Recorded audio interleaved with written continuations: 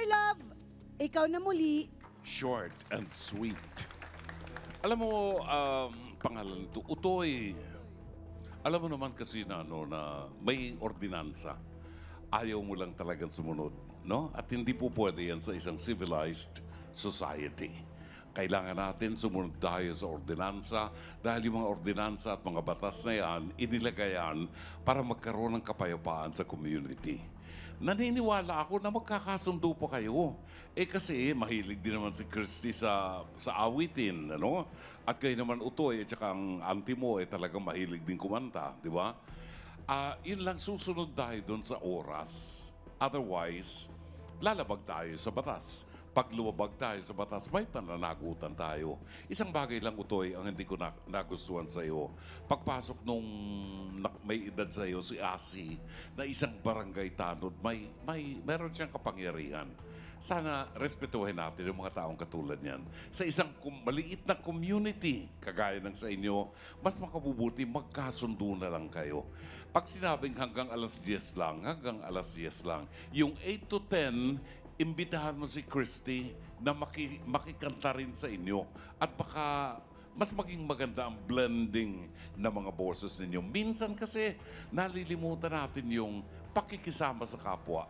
At pag yun ang ginawa natin, mas masaya ang ating lipunan. Maraming salamat, Mama Carla. Very short and sweet indeed. Maraming salamat, Dr. Love. Ngayon naman pakinggan natin si Dr. Camille. Thank you, Mama Carl.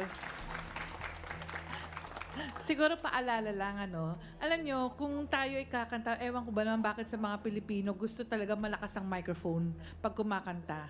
Hindi naman natin kinakailangang malakas ang ating yung mikropono para sabihin, makakanta tayo. Dahil kasi unang-una, malaking impact sa mental health natin ang kumanta.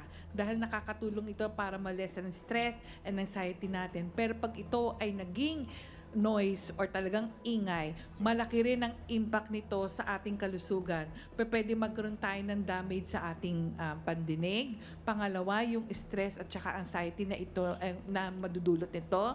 Yung sleep disturbances. At higit sa lahat, alam nyo, ito yung pwede mag-cause ng hypertension at saka mga yung sinasabi natin mga heart problems. So sana isipin mo ito hindi lang ito si Aling Christy maapektuhan dito, pati pamilya mo pwedeng maapektuhan kung talagang ang nangyayari ay ingay na at hindi na ito music.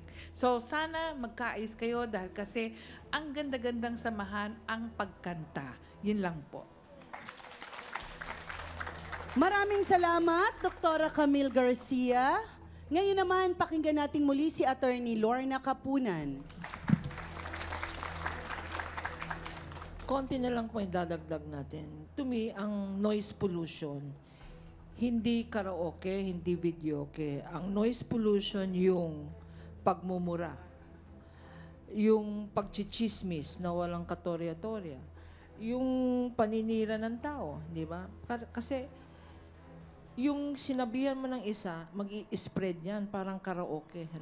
At hindi lang 8 to 10 yun.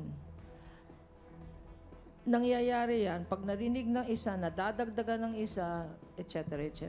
So, ingatan natin, yun ang tunay na noise pollution. Christy naman, ang advice ko sa'yo, siguro, well, hindi ako psychologist. Lawyer lang ako, Pero siguro, meron kang problema. Kasi para kang naiinggit na masaya lahat around you. Na sabi nga ni Loretta, kasi nag-iisa ka, single ka.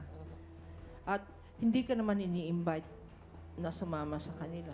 Siguro yun ang tunay na resentment mo. Siguro yun ang tunay na galit mo. Hindi yung nag-iingay sila at ang tunay na galit mo ay, bakit hindi ka sinama sa party nila o sa kasayahan nila? Bakit hindi, Kanya, iniisip mo siguro hindi ka makatulog. Yun ang tunay siguro na problema mo. Hindi yung ingay ng nasa paligid mo. Yung ingay na nasa isip mo na nagsasabi sa iyo na, aba, ayaw nila sa akin. hindi ako inimbita. So, imbis na mag-away-away kayo, mag-usap-usap na lang kayo. Maraming salamat, Attorney Lorna Kapunan.